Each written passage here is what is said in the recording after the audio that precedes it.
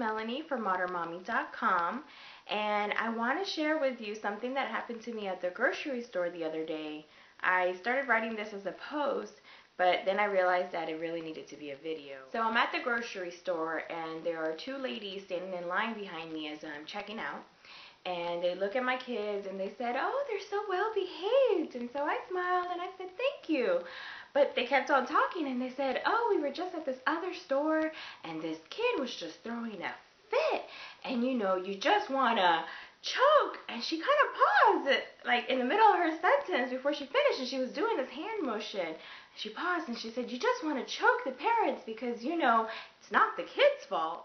And I was just so shocked at the choking motion and the fact that it sounded like she really wanted to say she wanted to choke the kid, not the parent, as she actually said. She kind of took that pause. So I was just so shocked that I just did that little nervous laugh that we all kind of have, and I said, "Uh-huh," and I just kind of laughed and went about my way. And all I could think was, oh my God, this lady wants to choke kids that are throwing tantrums. Thank God that my kids happen to be behaving at that moment, because who knows what she would have been thinking.